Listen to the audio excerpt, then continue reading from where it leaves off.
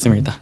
오늘은 주일학교 예배를 드리지 않아서 우리 서아랑 또 윤채 그리고 우리 지성이가 오늘 저희와 함께 그렇게 예배를 드리게 되었습니다. 오늘은 어린아이들과 함께 예배를 드리기 때문에 설교 시간이 좀 최대한 짧아야 한다라는 그런 걱정이 있기는 합니다.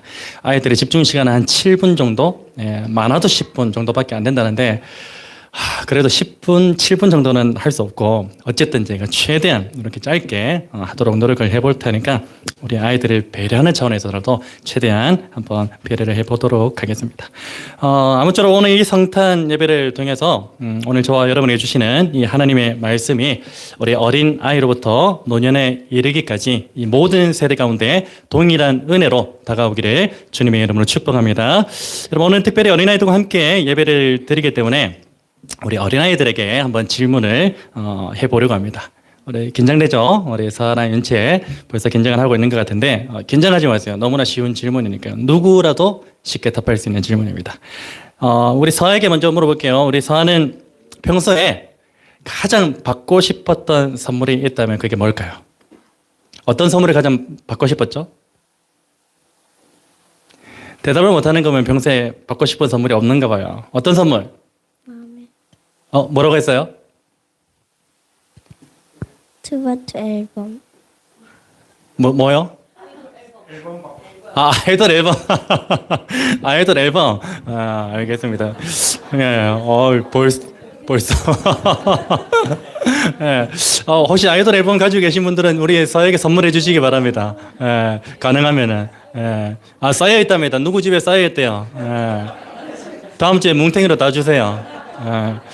이번 주일에 우리 윤채는 어떤 선물이 가장 받고 싶어요?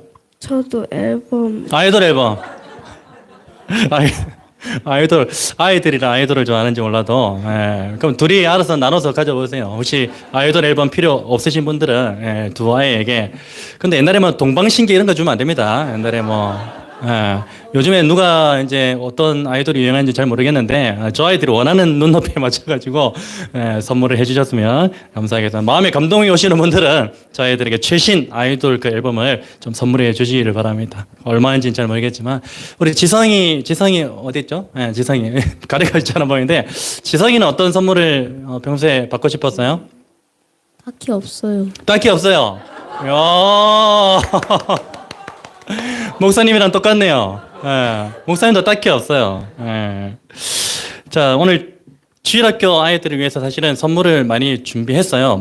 제가 사실은 좀 이 아이들이 한 해 동안 예배도 성실하게 이렇게 잘 참여해가지고 너무 기특해서 특별히 제가 개인적으로 좀 준비를 하려고 이제 우리 주일학교 교사들에게 문의를 했는데 이미 아이들은 너무나 많은 거를 이제 받았다고, 저를 배려하는 차원에서 그렇게 말씀하신지 몰라도 하여튼 선물이 많대요. 그래가지고 제가 따로 이렇게 준비를 하지 않고, 특별히 이제 교회에서 상장이랑, 우리 또 어린아이들 주일학교에서 선물을 준비를 한 것 같습니다. 우리 아이들이 참 이 평소에 원하는 그런 선물은 아닐지라도 아마 아이돌 앨범 아닐 거예요, 여기 있는 게. 좀 미리 한번 물어보시고 선물을 준비하셨으면 좋았을 것 같은데 가만히 봐도 아이돌 앨범 아닌 것 같아요. 맞아요? 아이돌 앨범이에요? 따라서 준비되겠습니까? 어쨌든 그런 선물은 아닐지라도 우리 아이들은 너무 좀 이렇게 낙심하지 않았으면 좋겠습니다. 내가 원하는 선물은 아니더라도 좀 실망하지 않고 예수님께서 그 자체가 우리에게 가장 귀한 선물이니까 그 자체로 기뻐하는 우리 서아랑 윤채랑 지성이가 될 수 있기를 바랍니다. 아멘. 왜 니네는 아멘 안 해요? 니네한테 물어봤는데. 목이 아파서 나중에 발표해야 되니까 목을 아끼는 거야? 알겠습니다. 여러분 아이들에게 했던 동일한 질문을 여러분에게도 좀 한번 해보고자 하는데요. 과연 여러분은 평소에 받고 싶었던 선물이 있다면 무엇입니까? 답은 하지 마세요. 제가 부담되니까 마음으로 제가 사줘야 될 것 같은 그런 마음이 들어가지고 각각이 받고 싶은 선물이 분명히 있을 거예요. 그런데 저는 개인적으로 보면요 우리 지성이하고 똑같은 것 같아요. 제가 개인적으로 볼 때는 받고 싶은 선물은 별로 없는 것 같아요. 그런데 목회적으로 봤을 때는 꼭 받고 싶은 선물이 있습니다. 그게 무엇이냐면 바로 주님의 몸된 교회인 함께 지어져가는 교회에 우리 연결되어져 있는 각각의 그 지체들이 우리 주님이 다시 오시는 그날까지 믿음을 굳건히 지키면서 함께 자라나는 것. 그것이 저에게서는 가장 큰 기쁨이면서 동시에 아주 좋은 선물이 될 것 같습니다. 그런 의미에서 저는 지금까지 많은 선물을 받은 것 같고요. 그리고 앞으로도 많은 선물을 받을 것 같다라는 그런 생각을 하게 됩니다. 여러분 지금까지 우리가 선물에 대해서 여러 이야기를 한번 나눠봤는데요. 사실 오늘 저와 여러분에게 있어서 가장 좋은 선물 혹은 가장 귀한 선물은 우리가 구하거나 바라지 않아도 이미 받은 줄로 믿습니다. 이미 받았죠. 어떤 선물입니까? 바로 구원이라는 선물인 줄로 믿습니다.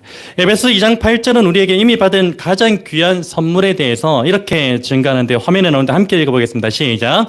너희는 그 은혜에 의하여 믿음으로 말미암아 구원을 받았으니 이것은 너희에게서 난 것이 아니요 하나님의 선물이라. 아멘. 동의하십니까? 우리는 이미 가장 귀하고 가치 있는 선물을 받은 존재들이죠.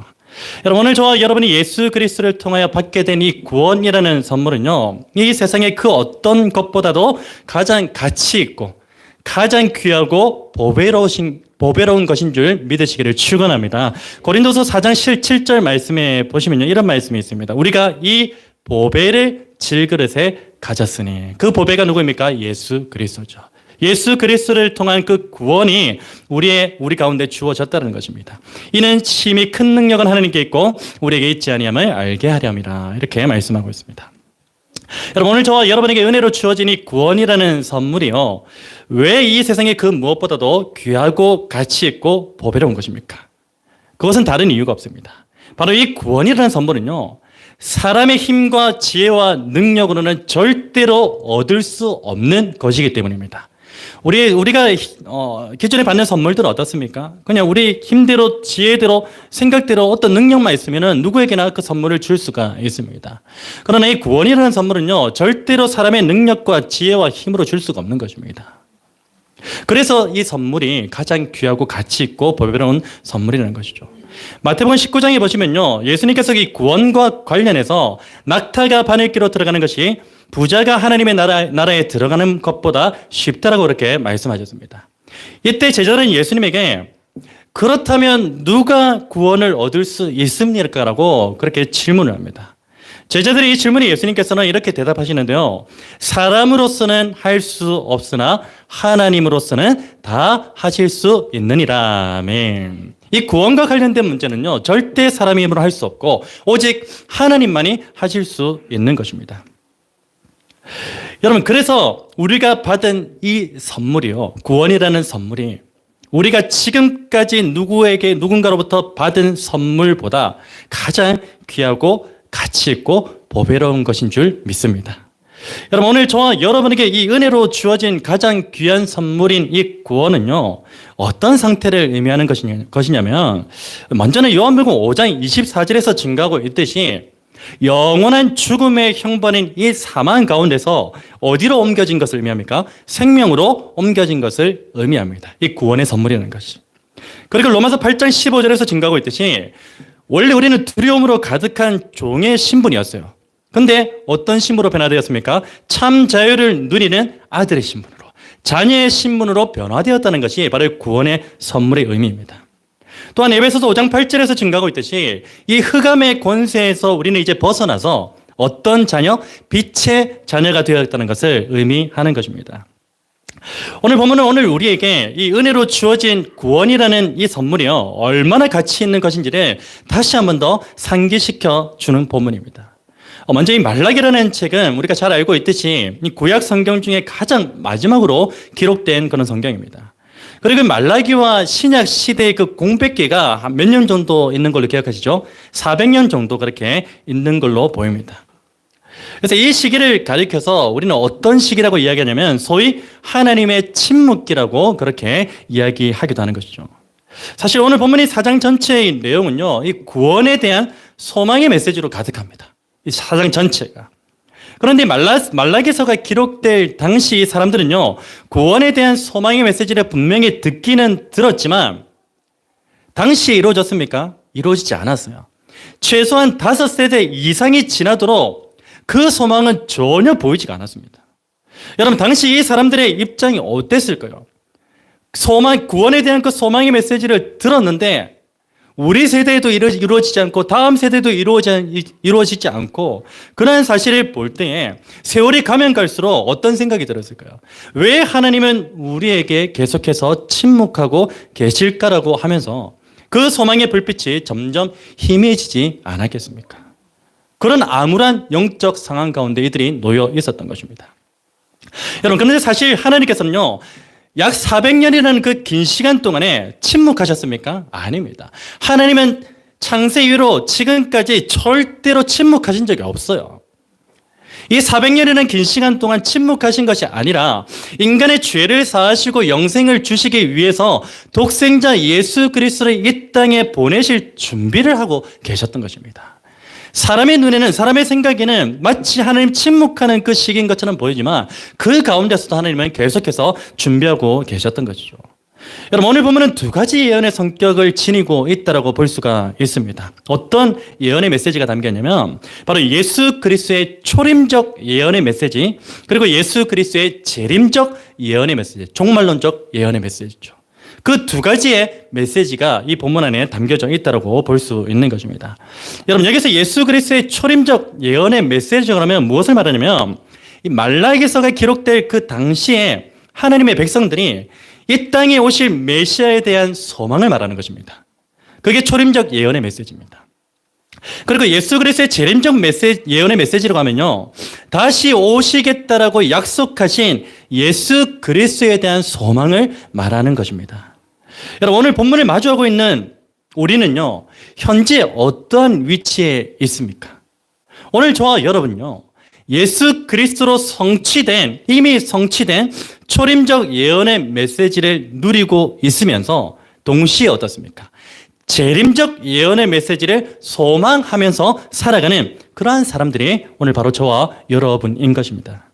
여러분, 오늘 본문에서 강조하는 메시지는 너무나 간단합니다. 바로 의인과 악인에 대한 예언의 메시지인 것이죠. 이러한 예언의 메시지는요, 성경에 무수하게 기록되어져 있습니다. 의인과 악인에 대한 예언의 메시지. 시편 1장 6절에서는요, 무릇 의인들의 길은 여호와께서 인정하시나 악인들의 길은 망하리로다 라고 말씀하면서 의인과 악인의 그 말로가 어떠한지에 대해서 설명하고 있습니다.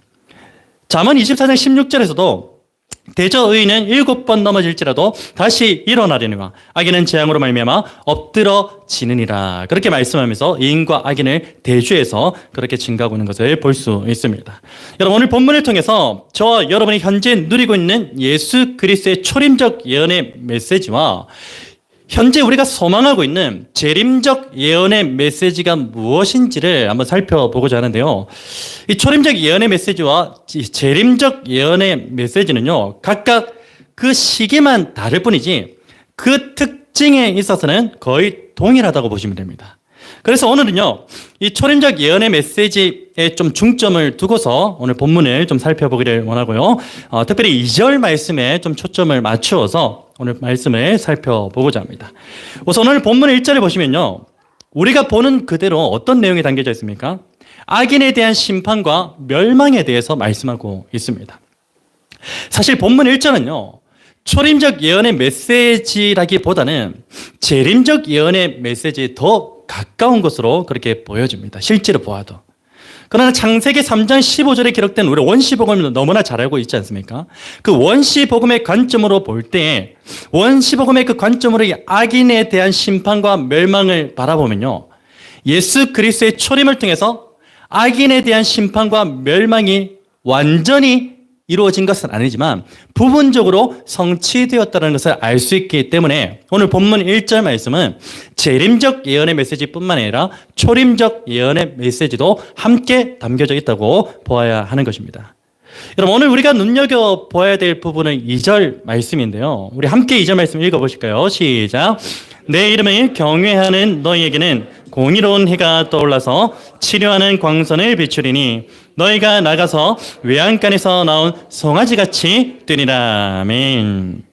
여러분, 여기서 2절 말씀은요, 1절 말씀과는 조금 다르게 의인에 대한 예언의 메시지입니다. 1절은 악인에 대한 예언의 메시지였고요, 2절은 의인에 대한 예언의 메시지입니다. 그러게 1절 말씀과 좀 동일한 부분이 있다면요. 2절 말씀도 1절 말씀과 동일하게 초림적 예언의 메시지와 재림적 예언의 메시지가 함께 동시에 담겨져 있다는 것입니다. 이런 본문 2절 말씀은요, 우리에게는 너무나도 익숙한 말씀 아닙니까? 많이 들어본 말씀입니다.